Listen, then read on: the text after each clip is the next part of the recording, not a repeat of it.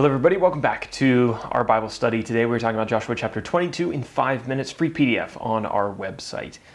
Let's talk about when these events happened in history. So the Israelites have been going into the Promised Land. They've been conquering that land. That started about 1450 BC and it lasted about 5 to 7 years, somewhere around that time. Now the events of Joshua 22 took place at the very end of that conquest period. So we're getting to the end of the book of Joshua, coming to the end of that timeline. We need to highlight a couple characters as we go through this chapter. The first one's Joshua. He's the leader of the Israelites. The second one is Eleazar. He's the high priest of Israel. He's the son of Aaron, who was the high priest before him. Then we have Phinehas. Phinehas is Aaron's son, and he was a priest. So Phinehas is Eleazar's son, Aaron's grandson, and the, great nephew of Moses, something like that. But Phinehas was a priest, and he'll play a role in this chapter. Then we have Reuben, Gad, and half the tribe of Manasseh. These tribes are significant because they lived on the east side of the Jordan River instead of with all the other tribes on the west side, and that will come into play. So thinking about our map now, we've moved our large map over into our dedicated section here, and it returns to the first page today. Joshua and the Israelites were camped at Shiloh, according to chapter 22, verse 9.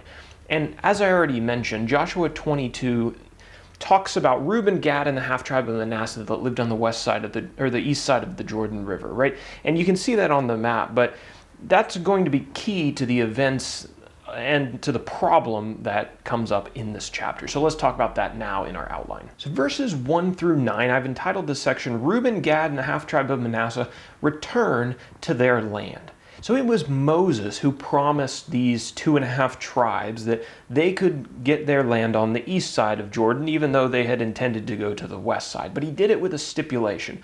Moses required that all of their men who were of a fighting age accompany the rest of their countrymen across the Jordan and fight for the land on the west side of Jordan.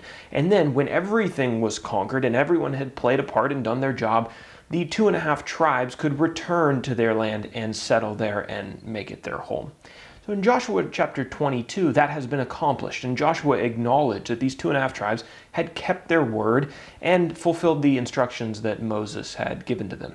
Joshua gave them leave then from their military service and sent them to settle on the east of Jordan. He did remind them, though, before they left, that they needed to keep God's commandments always on their mind, to serve God with all their heart and all their soul. So this brings us to the dilemma, the problem of Joshua 22. That's verses 10 through 34. Controversy and confusion surrounding the altar of witness. So when the 2.5 tribes crossed the Jordan River and went over to their land, by the river they constructed an altar of, quote, imposing size. So they'd made an altar there. All right. Now, the other tribes who lived on the west of Jordan, they heard about this.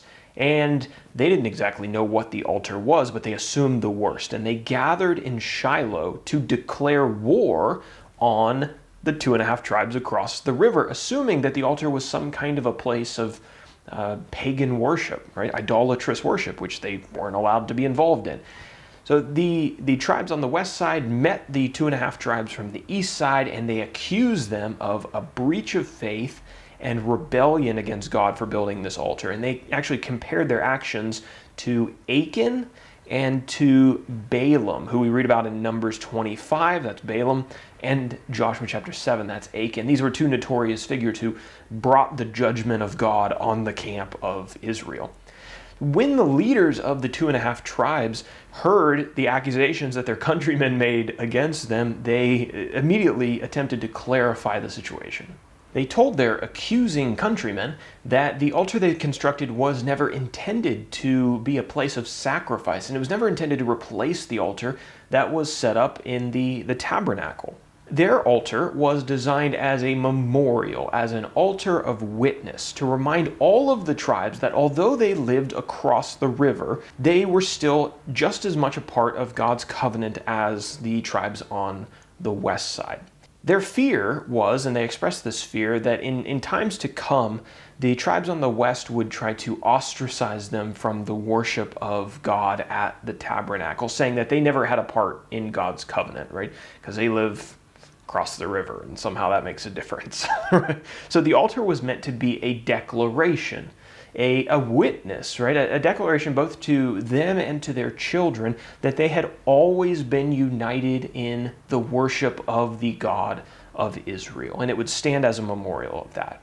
So when this explanation was given, Phinehas and the chiefs of Israel who had come across the river to, potentially make war on these tribes, they called off the war. They realized that their assumptions had been wrong, and they actually blessed the 2.5 tribes on the east side of the river. Phinehas and his men then returned to Shiloh, and they explained the situation to the people there, and all of the people rejoiced that they weren't going to have to start a war with their brothers across the river. All right, so that is the story of Joshua chapter 22, the problem and then how it was resolved.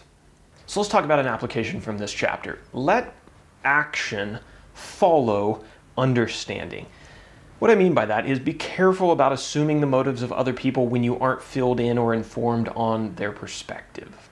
Assuming people's motives can have terrible consequences. It can destroy friendships. It can ruin unity. It can crumble churches. There's a reason that Jesus told his disciples in Matthew 18 to go and talk one-on-one with a person who had sinned against them, or someone who they assumed had sinned against them, and so that these problems could be resolved without becoming larger issues. A lot of problems in the modern church and in our personal lives would be resolved much more easily and quickly if people assumed less and communicated with each other more.